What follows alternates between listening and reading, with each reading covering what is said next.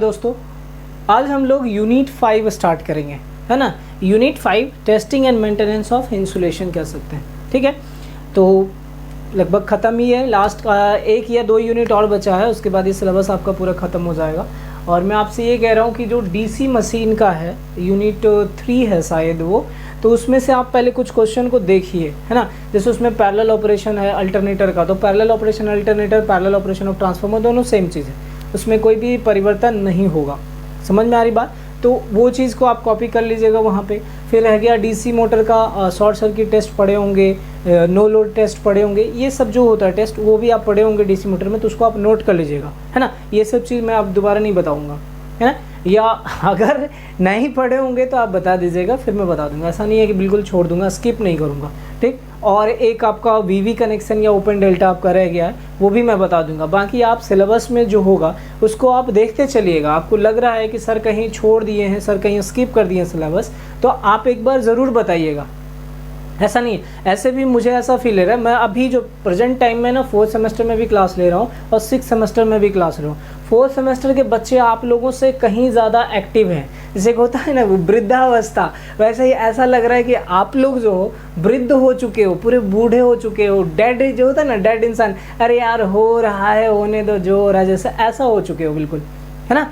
ऐसा प्रतीत होता है आप लोगों से, जो कि 6th सेमेस्टर के बच्चे हो आप लोगों में अभी स्फूर्ति होना चाहिए बिल्कुल कि नहीं अभी अब कुछ करना है। क्योंकि सेमेस्टर के बाद क्या करोगे, सेमेस्टर के बाद क्या ऑप्शन क्या है आपके पास कि आप कुछ करोगे, प्रिपरेशन करोगे। जिनको प्राइवेट में जॉब करना है वो जॉब के लिए चले जाओगे, चलो उनकी बात ही नहीं करना है, वो तैयारी तो मतलब ना के बराबर ही करना चाहते हैं, क्योंकि वो उन्हें जॉब करना है, वो जॉब में चले जाएंगे। हाँ, अगर वो ज़्यादा एक्टिव होंगे, जब अभी ये हालत है कि आप पढ़ रहे हो, कुछ होमवर्क आपको दिया जा रहा है, तो वो आपसे बन नहीं पा रहा है। तो सोचो जॉब करने के बाद आप सोचोगे कि नहीं हम तैयारी करें, तो उतना भी आसान नहीं होता है ना। बहुत ज़्यादा जो डेडिकेटेड है, जो कि करने का कि नहीं मुझे करना है, तो वो जाके कर सकता है तैयारी। लेकिन ऐसा नहीं है कि चलो यार जो हो रहा है जो रहा है होने दो, जैसे हो रहा है ऐसे में कुछ नहीं हो पाना है ना। ऐसा कुछ भी नहीं हो पाएगा, फिर ना तैयारी कर पाओगे ढंग से, ना ही जॉब कर पाओगे। तो उसको मैं मतलब साइड करके चलता हूँ। जो जॉब करने वाले हैं वो जॉब के लिए जा सकते हैं, अच्छी बात है, यहाँ पे कहीं डाउट नहीं है कि वो मतलब बुरा है, अच्छा है। लेकिन खास करके मैं उन तमाम तबके वाले स्टूडेंट को बोलना चाहता हूँ, मैं उन सभी स्टूडेंट को बोलना चाहता हूँ जो कि चाहते हैं कि प्रिपरेशन करें, खास करके गवर्नमेंट सर्विस के लिए, कि जैसे जेई बनना हो, जेई कहीं पे भी, इलेक्ट्रिसिटी बोर्ड हो गया, एनटीपीसी हो गया, पावर ग्रिड हो गया, मतलब पावर प्लांट में कहीं भी, हाइड्रो पावर प्लांट में चले जाइए या सोलर पावर प्लांट में, जहाँ कहीं भी अगर आप इच्छुक हैं कि आपको जॉब करना है, तो उसके लिए आप निस्संदेह जो है ना तैयारी स्टार्ट कर दीजिए। और मुझे तो ऐसा प्रतीत होता है कि आप लोग जो हैं, खास करके 6th सेमेस्टर के, मैं सारे बच्चे को बोल रहा हूँ कि डेड हो चुके हैं बिल्कुल। कहते हैं ना मतलब एक्टिवनेस जो होगा ना, एक्टिवनेस आप लोगों में समाप्त हो चुका है। एक न्यूमेरिकल मैंने सॉल्व करने के लिए दिया था, होप सो मुश्किल से 2 या 3 बच्चे ने सॉल्व करा है ना, मुश्किल से 2 या 3 बच्चे ने सॉल्व करा है। पता नहीं मुझे कि आप समझ पाए कि नहीं समझ पाई, पैरेलल ऑपरेशन ट्रांसफार्मर का था। तो इससे ये समझ में आता है ना कि आप लोग कितना जागरूक हैं इस चीज़ों को लेके लिए। हाँ, ये ज़रूर है कि बस इतना है कि अरे यार जो पढ़ा दिया है उसको लिख लिए, किसी तरह से एग्ज़ाम पास कर लेंगे, हो जाएगा जो होना होगा। यार इस हिसाब से अगर आप सोचते हो तो nothing you can do in your life. अगर आप ऐसा सोच रहे हो कि यार चलो जो होना है होगा, उसके लिए आपको कुछ करना पड़ेगा, है ना। जब तक आप मेहनत नहीं करेंगे, जब तक जो चीज़ आपको पाना है उसको पाने के लिए आपको क्या है, मेहनत करना पड़ेगा। अरे तुम इस हिसाब से भी सोचो कि अगर कहीं तुम किसी मतलब किसी को कह लो ऐसा, तुम किसी को मतलब समझाने भी जाते हो, है ना, किसी से रिलेशन भी बनाने जाते हो, तो उसके पीछे भी आपको मेहनत करना पड़ता है, बिना बनाए हुए या बिना समझाए हुए कोई किसी से कन्वेंस नहीं होता, ना ही कोई रिलेशन बन पाता। तो यहाँ तो पढ़ाई है ना, ऐसे तो होना ही नहीं होना है। जब तक कि आप उस चीज़ के पीछे लगोगे नहीं, उस चीज़ के पीछे तैयारी नहीं करोगे, उस चीज़ के पीछे आप डेडिकेटेड नहीं होगे, तब तक कुछ नहीं होना। और दूसरी बात होती है कि सेल्फ मोटिवेशन बहुत ज़रूरी है। जब तक आप सेल्फ मोटिवेटेड नहीं है, आपके अंदर से खुद नहीं आ रहा है कि नहीं मुझे कुछ करना है, तब तक कोई दूसरा आपको कितना भी बोल देगा ना, आप जितना टाइम के लिए बोलेगा उतना टाइम के लिए आप रहोगे कि नहीं मुझे करना है, मुझे करना है। लेकिन 1 घंटे 2 घंटे 3 दिन, 1 दिन 2 दिन के बाद ना फिर से आप अपने ही ढर्रे पे आ जाओगे कि आप जो कर रहे हैं वही करते रहोगे। जब तक कि आपके अंदर से कुछ नहीं आता है कि नहीं मुझे करना है, तब तक नहीं हो पाएगा। बहुत सारे बच्चे हैं जो कि अभी से एसएससी जेई के लिए भी लगे हुए हैं, सवाल भी पूछते हैं कि सर कैसे करें। हो सकता है उनको मैं आंसर भी नहीं कर पा रहा हूँ कि कैसे हो, थोड़ा सा व्यस्तता रहता है, बहुत सारे मैसेजेस का जवाब देना रहता है। आप अकेले बच्चे नहीं, कम से कम अभी बहुत सारे बच्चे हैं जो कि मैसेज करते हैं सर ये डाउट है वो डाउट है, सबका रहता है। तो उस बीच में हो सकता है कि आंसर करने में लेट हो जाए या कुछ नहीं भी हम रिप्लाई कर पाते हैं, ऐसा भी हो सकता है। मैं ये नहीं मान रहा हूँ मतलब इस चीज़ को मैं, ठीक है। लेकिन आपको क्या करना है, प्रिपरेशन अगर करना है तो उसके पीछे आपको लगना पड़ेगा, चाहे कोई सा एग्ज़ाम हो, एसएससी जेई हो, चाहे यूपीपीसीएल हो, चाहे इलेक्ट्रिसिटी बोर्ड हो, किसी भी बोर्ड का, इलेक्ट्रिसिटी बोर्ड हो, एनटीपीसी हो, पावर ग्रिड का हो। तो इन सब के पीछे जब तक आप लगेंगे नहीं, जब तक आप तैयारी नहीं करेंगे, तब तक मुश्किल है। और कंपटीशन इतना ज़्यादा हाई हो चुका है ना अभी कि आप सोचोगे कि कम नंबर में ही हमारा सिलेक्शन हो जाएगा, तो बहुत मुश्किल है। मैं सबके लिए बोल रहा हूँ, ऐसा नहीं है कि सिर्फ जनरल में जो आ रहे हैं उनमें कंपटीशन है, नहीं, हर जगह में है। ओबीसी में जो आ रहे हैं उनके लिए भी कंपटीशन है, जो एससी एसटी में आ रहे हैं उनके लिए भी उतना ही कंपटीशन है। हर एक मतलब सिस्टम कह सकते हैं आप, जो भी कैटेगरी डिवाइड बटा हुआ ना, हर एक जगह कंपटीशन हाई है। जब तक आप मेहनत नहीं करोगे, आप सोचोगे कि नहीं ऐसे ही हो जाएगा, तो ऐसा नहीं होना है। उसके पीछे आपको लगना पड़ेगा। आप अच्छे तरह से जब तक प्रिपेयर नहीं करोगे, मुश्किल है थोड़ा। मैं नहीं, ऐसा हो सकता है गॉड ऑफ द ग्रेस कह सकते हैं, भगवान का ऐसा हो आपके ऊपर, मतलब छत्र छाया कह लीजिए, आपके ऊपर भगवान का आशीर्वाद हो कि ऐसे ही हो जाएगा आपका, तो आई डोंट नो। लेकिन मैं सबकी बातें कर रहा हूँ यहाँ पे, एक दो की बातें नहीं कर रहा हूँ। अगर करना है तो तैयारी करिए अच्छे तरीके से और समझिए। हाँ, डाउट होता है तो आप पूछिए, बिल्कुल पूछिए, बेधड़क पूछिए। ऐसा नहीं है कि नहीं जवाब देंगे, चाहे हम हों चाहे कोई भी और जो सर आपके मतलब क्लास ले रहे हैं ऐसा कह लीजिए, तो आप उनसे सवाल पूछ सकते हैं। आप पूछिएगा उनसे क्या नहीं समझ में आ रहा है, क्या समझ में आ रहा है, तो वो आपको जवाब देंगे। समझ में आ रही बात? चलिए खैर, जो भी है आप उस चीज़ को कीजिए। नहीं कीजिएगा तो भैया कोई कुछ नहीं करने वाला है ना। और आप देख लेना ना कि अभी आप पास हो गए और स्थिति ऐसी हो रखी है कि ये 2 साल में देखना इतना आसानी से सब डिप्लोमा क्लियर कर लिया बिना एग्ज़ाम दिए हुए। सोचो आपने होप सो 4th सेमेस्टर पढ़ा नहीं पढ़ा पता नहीं है, 5th सेमेस्टर पढ़ा नहीं पढ़ा मुझे नहीं पता, मालूम नहीं है कि आप लोगों ने पढ़ा, क्योंकि अभी का टाइम जो है ना ऐसे ही पास हो जा रहा है। सोचो ऐसे पास तो हो जाओगे, लेकिन करोगे क्या, क्या मतलब हासिल क्या कर लोगे? कुछ भी नहीं, आता ही नहीं है तो क्या करोगे? एक डिप्लोमा का डिग्री लेकर करोगे क्या? हाँ, ऐसे ही रख के उसका घर में सज्जा बढ़ाना है तो फिर कोई बात नहीं है। लेकिन अगर कुछ करना है तब तो फिर क्या करना पड़ेगा? आपको नॉलेज भी होना चाहिए, जानकारी होना चाहिए, और हर एक सब्जेक्ट को आपको बैलेंस करके रखना पड़ेगा। जब तक आप हर सब्जेक्ट को बैलेंस नहीं कर लेते हो, तब तक जो है आपके लिए बहुत मुश्किल होगा कोई भी एग्ज़ाम को फेस करना या कोई भी एग्ज़ाम को मतलब क्रैक करना कह लीजिए, है ना। तो हर चीज़ में आप बैलेंस बनाइए। ऐसा नहीं कि सिर्फ टेक्निकल पे आपको करना है, आपको नॉन टेक जो होता है जीके जीएस, उसमें भी आपको कमांड करना पड़ेगा। फुल्ली नहीं कर लेंगे, लेकिन ऐसा करना है कि कम से कम 70% 80% जवाब हो जाना चाहिए जीके जीएस में भी। और टेक्निकल तो आप पढ़ते ही हो, होप सो बहुत अच्छी तरह से आप लोग पढ़ रहे होगे। नहीं भी पढ़ रहे होगे तो आपके लिए बहुत अच्छा है, और पढ़ रहे हो तो भी आपके लिए बहुत अच्छा है। इसमें ना टीचर का कोई नुकसान है और ना ही आपके गार्जियन का कोई नुकसान है। जो भी नुकसान होगा सिर्फ और सिर्फ आपका, और you will be the totally responsible for that whatever you are doing. आप जो भी कर रहे हो उसके लिए आप खुद जिम्मेवार होगे। घर से आपको पैसा मिल जा रहा है पढ़ने का, तो वो तो अपना काम कर दे रहे हैं। टीचर जो है वो पढ़ा दे रहे हैं आपको, वो भी अपना काम कर रहे हैं, है ना। हाँ, नहीं समझ में आ रहा है तो आप पूछिए, नहीं जवाब देते हैं तो फिर टीचर का थोड़ा सा यहाँ पे मैं कह लूँगा कि टीचर का मतलब हाँ एक कमज़ोरी हो जाएगा। लेकिन अगर आप पूछ रहे हैं उनसे, पूछ ही नहीं रहे हैं तो फिर तो कोई बात ही नहीं है। लेकिन यहाँ पे ये बात हो जाएगी फिर आपका क्या, तो आप टीचर से भी आप सेटिस्फाइड हो, घर से भी आपको पैसा मिल रहा है, तो सिर्फ और सिर्फ आपके ऊपर डिपेंड करता है कि आप कर क्या रहे हो, पढ़ रहे हो कि कोई और तरह का पढ़ाई कर रहे हो, डिपेंड आप पे करता है ना। क्योंकि अभी बहुत ज़्यादा बच्चे होते हैं ना, बहुत ज़्यादा बच्चे हैं ऐसे कि अपने आप को एलोन फील करते हैं और कहीं बॉयफ्रेंड गर्लफ्रेंड के चक्कर में भी पड़े हुए हैं। बहुत सारे ऐसे बच्चे हैं, नो डाउट, मैं यहाँ पे बोल रहा हूँ, ठीक। बहुत सारे बच्चे ऐसे हैं जो कि पड़े हुए हैं इस चक्कर में। लेकिन मैं उनसे बोलना चाहता हूँ कि बेटा कुछ दिन और, बाबू कुछ दिन और थोड़ा सा आप मेहनत कर लो। जिस दिन आपके हाथ में कोई जॉब रहेगा ना, उस दिन हज़ारों लड़कियाँ आपके लिए रहेगी खड़ी, है ना। फिर आप जिसको चाहोगे ना उसको आप फ़ोन करोगे, आराम से बात करो, फिर आपके लाइफ में किसी भी प्रकार का कोई टेंशन नहीं रहेगा। लेकिन अभी सबसे पहले आपका मेन प्रायोरिटी है कि आप अपने कैरियर पे फोकस कीजिए। अनटिल अनलेस आप अपने कैरियर पे फोकस नहीं करते हैं तो लास्ट में आपको हर एक इंसान जो है ना लात मार के भगा देगा। चाहे घर वाले हों वो भी आपको नहीं पूछेंगे, मम्मी हो पापा वो भी नहीं पूछेंगे कि बेटा मैंने तुम्हें इतना दिन से पेमेंट करा, इतना दिन से पैसे दिए, तूने किया क्या। टीचर से तो जो होगा होगा ही, आप अपने खुद को मतलब आपको लगेगा कि हमने क्या हासिल किया, न एक जॉब ढंग का कर पाया, बस टाइम बर्बाद किया हमने। ठीक, तो अभी भी समय है, 6 सेमेस्टर है आपका, होप सो पास भी हो जाओगे अच्छे तरीके से। ऐसा नहीं है कि पास नहीं होगे, बहुत आसान है पास करना, तो कोई बहुत मुश्किल का चीज़ है ही नहीं। लेकिन थोड़ा सा आप जानकारी मतलब जो नॉलेज है उसको आप थोड़ा सा मतलब गेन कीजिए, पढ़िए, बुक से आप दोस्ती बनाइए, वो चीज़ अच्छी है आपके लिए, है ना। फ़ोन वगैरह जो है उसको थोड़ा दूर रखिए किसी भी प्रकार से। हाँ, क्लास का टाइम है तो आप एक टाइम बना लो कि इस टाइम पे हमें क्लास देखना है, बाकी टाइम पे क्या करना है, पढ़ना है। ऐसा करके आप एक टाइम बना लो, उस टाइम पे आप अपना लेक्चर जो होता है, जो भी लेक्चर हो, यूट्यूब हो, टिकटॉक हो, वगैरह वगैरह जो भी है, टकाटक हो, जो भी आपको देखते हो, है ना, तो वो एक टाइम बना लीजिए कि उस टाइम पे देखना है ना, उस टाइम पे आप देख लीजिए। बाकी टाइम पे आप जो फोकस करते हो कि नहीं मुझे पढ़ाई करना है, तो इसका मतलब है कि सिर्फ पढ़ाई करना है उस टाइम में। ऐसा नहीं करना है कि बस टाइम पास कर रहे हैं, एक साइड मोबाइल चिट-चैट चल रहा है और दूसरा साइड किताब खुला हुआ है ना, तो ऐसे में कोई मतलब नहीं होता। अगर आप 4 घंटे 5 घंटे ही पढ़ रहे हो तो मन से पढ़िए, बाकी टाइम में आप जो भी करते हैं आप कीजिए, कोई दिक्कत नहीं है।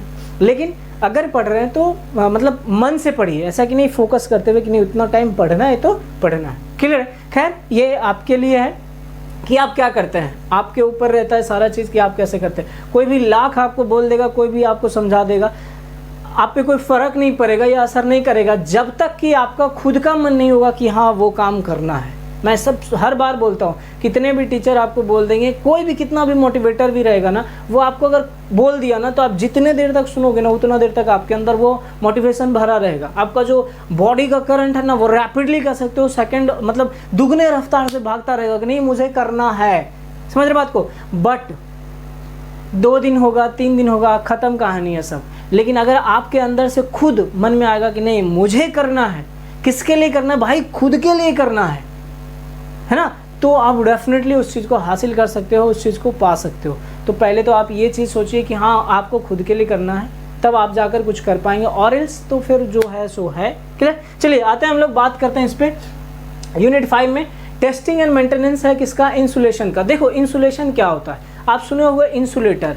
इंसुलेटर में क्या होता है, करंट फ्लो करता है क्या, मतलब इंसुलेटर एक ऐसा इक्विपमेंट कह लीजिए, मटेरियल कह लीजिए, जो कि करंट फ्लो के फ्लो को क्या करता है, अपोज करता है, करंट को फ्लो नहीं करने देता है। समझ में आई बात? तो आप पढ़े होंगे इंसुलेशन जो होता है उसी का एक प्रॉपर्टी हो गया। इंसुलेटर क्या एक डिवाइस है जिसमें कि करंट फ्लो नहीं करता है, और इंसुलेशन क्या हो गया, उसका एक प्रॉपर्टी है कि जिसके वजह से कह सकते हैं, वही एक प्रॉपर्टी है जिसके कारण से करंट जो है फ्लो नहीं करता है उस मटेरियल में। क्लियर है? तो आप पढ़े होंगे कि इंसुलेशन जो होता है वो चेक किया जाता है किससे, मैगर से चेक करते हैं। मैगर से इंसुलेशन रेसिस्टेंस करके टेस्ट होता है, जो कि किससे परफॉर्म किया जाता है, मैगर से परफॉर्म किया जाता है। समझ में आई बात? तो मैगर का इस्तेमाल करके हम क्या करते हैं, इंसुलेशन रेसिस्टेंस चेक करते हैं। अब इंसुलेशन भी है, रेसिस्टेंस भी है, इंसुलेट करते हैं। इंसुलेट का मतलब क्या हो गया, कोई भी लाइव पार्ट है, कोई भी लाइव पार्ट है उसको हम क्या करते हैं, आइसोलेट कर देते हैं कि लाइव पार्ट से करंट फ्लो करेगा लेकिन उसके अलावा किसी में करंट फ्लो नहीं करेगा। फॉर एग्जाम्पल आप समझ लो, घर में आपके घर में वायर लगा हुआ है, पूरे घर में कहीं ना कहीं आपका वायर होगा, आप जाके देख लीजिएगा। वायर के जो अंदर में रहेगा, कह लीजिए कि एक कंडक्टर रहता है, वो कंडक्टर को अगर आप टच करोगे तो आपके अंदर या आपके बॉडी के अंदर भी करंट फ्लो करना स्टार्ट कर देगा। बट उसके ऊपर जो इंसुलेशन चढ़ाया रहता है पीवीसी का रहता है, आप कह लीजिए पॉलीविनाइल क्लोराइड का ही बना हुआ रहता है, या और भी डिफरेंट काइंड्स ऑफ इंसुलेशन होते हैं उसमें, VIR रहता है, वर्निश भी रहता है। तो वो जो वायर होता है उसके ऊपर अगर आप पकड़ते हो, उस वायर को टच करते हो, तो आपको करंट नहीं लगेगा या किसी भी प्रकार का कोई शॉक महसूस नहीं होता है। क्यों? क्योंकि वह एक इंसुलेटिंग मटेरियल है जिसके थ्रू की करंट फ्लो नहीं करेगा। इस वजह से क्या होता है कि कंडक्टर में करंट तो फ्लो कर जाता है, कंडक्टर में करंट फ्लो कर जाता है, लेकिन कंडक्टर के ऊपर जो इंसुलेशन चढ़ाया हुआ रहता है, इंसुलेशन का लेयर रहता है, उसमें करंट फ्लो नहीं करता है। और भी एग्जांपल आप समझ सकते हो, ट्रांसफार्मर के अंदर ऑयल डाला जाता है, बहुत हाईलाइटेड ऑब्जेक्टिव है कि ऑयल का वर्क क्या रहता है, कूलिंग के लिए करता है और इंसुलेट करने के लिए, दोनों के लिए करता है। तो जो ट्रांसफार्मर के अंदर ऑयल रहता है वो भी क्या करता है, कूलिंग का काम करता है, साथ साथ आप ऐसा कह सकते हो कि वह भी इंसुलेट करता है। अब भैया किसको इंसुलेट करता है, किसको इंसुलेट करता है? तो देखो ट्रांसफार्मर के अंदर कोर रहता है, कॉइल रहता है, बहुत सारे चैनल रहते हैं। अब उस चैनल को मतलब पूरा सेट करके कोर कॉइल असेंबली बोलते हैं, सबको ट्रांसफार्मर के टैंक में डाल दिया जाता है। अब मान लो कि ट्रांसफार्मर के टैंक और जो कोर कॉइल असेंबली उसके बीच में गैप क्या रहता है, कम रहता है। अरे भैया गैप भी कम रहेगा तो वह भी क्या होगा, एक इंसुलेशन के जैसा ही काम करेगा। और उसमें ऑयल और भर दो तो दोनों का क्या होगा, ऑयल अगर भर दिए तो ऑयल भी हमारा क्या होगा, एक इंसुलेटिंग मटेरियल ही है, इंसुलेटिंग मटेरियल है जो कि क्या करता है, कोर कॉइल असेंबली और ट्रांसफार्मर के टैंक को इंसुलेट कर देता है, आइसोलेट कर देता है, फ्लो नहीं करने देता। समझ में आई। तो और भी होते हैं जैसे सिरामिक हो गया, वो बोल सकते हो, बैकेलाइट हो गया, ये बोल सकते हो, है ना, समझ रहे बात को। ये हो गया। या गैस के फॉर्म में भी रहता है इंसुलेशन, कह सकते हो, जैसे SF6 सर्किट ब्रेकर के बारे में आप पढ़े होंगे, तो SF6 गैस उसमें डाला जाता है। क्यों भैया, आर्क एक्सटिंग्विश करने के लिए भी डाला जाता है और फिर इंसुलेट करने के लिए उसके बीच का जो कॉन्टेक्टर होता है उसको भी इंसुलेट किया जाता है। ऐसा सुने हो नहीं। एयर भी एक तरह से क्या होता है, इंसुलेटिंग मटेरियल कह लीजिए, इंसुलेटिंग मीडियम कह लीजिए, वो भी इंसुलेटिंग मीडियम ही है, वह भी करंट को फ्लो करने नहीं देता। एग्जांपल आप समझ सकते हो कि जो हाई ट्रांसमिशन लाइन होता है, आप देखोगे कि 2 फेज के बीच में डिस्टेंस रहता है। क्यों, 2 फेज के बीच में डिस्टेंस रहता है, हालांकि उसमें कैपेसिटेंस फॉर्मेशन होता है, बट वो एयर भी तो इंसुलेशन के जैसा ही काम करता है ना। ये 2 फेज के बीच में भी आप लोग क्या इंसुलेशन रेसिस्टेंस मेजर करते हो कि उसके बीच में इंसुलेशन रेसिस्टेंस होना चाहिए। क्यों, ताकि ऐसा ना हो कि दोनों फेज के थ्रू ही करंट फ्लो कर जाए, दोनों फेज के थ्रू ही करंट फ्लो कर जाए, ऐसा नहीं होना चाहिए। फेज में एक फेज से करंट फ्लो कर रहा है, दूसरा से अलग फ्लो करेगा, तीसरा से अलग फ्लो करेगा, ऐसा नहीं है कि पहले फेज का करंट जो है दूसरे फेज में फ्लो कर जाए। यही रीज़न है कि जो फेज वायर होते हैं ना, उसके बीच में डिस्टेंस दिए जाते हैं, उसके बीच में गैप दिए जाते हैं। समझ में आ रही बात, तो वो हो जाता है। तो ये सब हो गया इंसुलेशन के लिए। और जो कि क्यों क्या आता है, अब इंसुलेशन रेसिस्टेंस किस टर्म में रहता है, ये इंसुलेशन रेसिस्टेंस बहुत हाई रेसिस्टेंस कह लीजिए, बहुत अधिक रेसिस्टेंस होता है ना। अब उस किस टर्म में रहता है, तो मेगा ओम में रहता है। जनरली आपका इंसुलेशन रेसिस्टेंस अगर रहेगा तो किस फॉर्म में रहेगा, वो मेगा ओम में रहेगा। समझ में आई बात। तो आइए देखते हैं, insulation material offers very high resistance to flow of current. Insulation resistance जो होता है वो क्या होता है, बहुत हाई रेसिस्टेंस को ऑफर करता है। कौन, इंसुलेटिंग मटेरियल। कोई भी इंसुलेटिंग मटेरियल है, उस इंसुलेटिंग मटेरियल का रेसिस्टेंस क्या होगा, बहुत हाई होगा। और आप ये जानते हो कि अगर रेसिस्टेंस अधिक होगा तो इसका ये मतलब होता है कि करंट भी उसके थ्रू क्या करेगा, कम फ्लो करेगा, या करंट के फ्लो को भी क्या करेगा, वो अपोज करेगा। क्लियर है यहाँ तक। आगे देखते हैं, they have the resistance of order of a mega ohm. आपसे ये सवाल पूछा जाएगा, ठीक है, कि इंसुलेशन रेसिस्टेंस जो होता है किस टर्म में रहता है, किस ऑर्डर में रहता है, तो किस ऑर्डर में रहता है, मेगा ओम में। अगर वह इंसुलेटिंग मटेरियल है तो इंसुलेटिंग मटेरियल का रेसिस्टेंस किस टर्म में रहेगा, वो मेगा ओम में रहेगा। क्लियर है यहाँ तक। आगे आते हैं, the function of insulating material is to insulate live part supporting to nearby portion. देखो कहने का मतलब क्या हुआ कि जो इंसुलेटिंग मटेरियल रहेगा वो क्या करेगा, इंसुलेट करेगा, आइसोलेट करेगा, मतलब दूर करेगा, उसमें करंट को फ्लो नहीं करने देगा। कब, किससे, कोई भी नियर में लाइव पार्ट है, कोई भी नियर में लाइव पार्ट है उससे, या सपोर्ट में दिया हुआ है उसमें क्या करेगा कि करंट फ्लो नहीं करने देगा। अगर आप इंसुलेटिंग मटेरियल यूज कर रहे हो तब, है ना, नहीं यूज़ करोगे तब तो करंट लगेगा। घर में ही आप वायर ले लीजिए, वायर को पूरा जो इंसुलेशन उसको छील दीजिए, पूरा रिमूव कर दीजिए, और फिर आप उसको जाके टच कीजिए, हाँ सप्लाई दे के रखिएगा, उसमें करंट फ्लो करते रहना चाहिए, तब देखिए क्या होता है।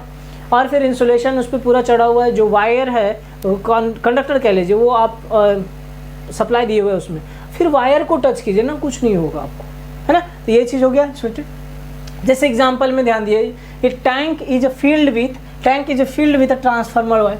जो टैंक होता है ट्रांसफार्मर में, वो ट्रांसफार्मर में ऑयल फिल कर दिया जाता है। तो यहाँ पे ऑयल जो है कूलिंग का भी काम करता है और इंसुलेटिंग मटेरियल का भी काम करता है, वो इंसुलेट भी करता है। कोर कॉइल असेंबली में जो कॉइल वगैरह होते हैं उसको भी एक दूसरे से अलग करता है, उसमें जो कंडक्टर रहते हैं उसको भी इंसुलेट करता है। पेपर तो इंसुलेशन रहता ही रहता है, उसके अलावा यह ऑयल जो है यह भी इंसुलेटिंग मीडियम का काम करता है।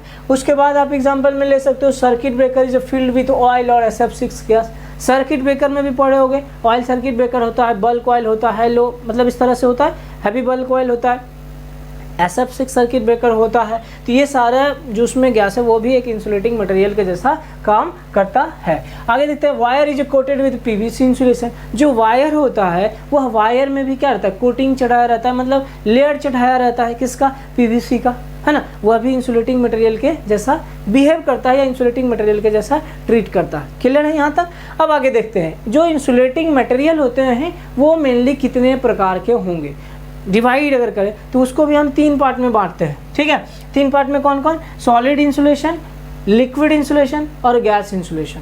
तीनों में रहता है, तीनों मीडियम में, सॉलिड भी रहेगा, लिक्विड भी रहेगा और गैस भी रहेगा। अब अच्छा अगर सॉलिड की बात करते हैं, देखो लकड़ी भी क्या है, एक इंसुलेटर है। माइका, बैकेलाइट, ये सब क्या है, सॉलिड इंसुलेटर है या इंसुलेशन है। ठीक, तो सॉलिड इंसुलेशन में देखिए वुड हो गया, paper, plastic, rubber, Bakelite, mica, porcelain, ceramic etcetera, ये सब किसके एग्जाम्पल हो जाते हैं, सॉलिड इंसुलेशन के हो जाते हैं। अब बात करते हैं हम लोग लिक्विड इंसुलेशन की, है ना। लिक्विड इंसुलेशन में कौन था, जैसे ट्रांसफार्मर के अंदर ऑयल यूज़ किए तो मिनरल ऑयल, वार्निश होता है जिसमें कि जो कोर होता है ट्रांसफार्मर का, उसके ऊपर में वार्निश का इंसुलेशन चढ़ाया हुआ रहता है।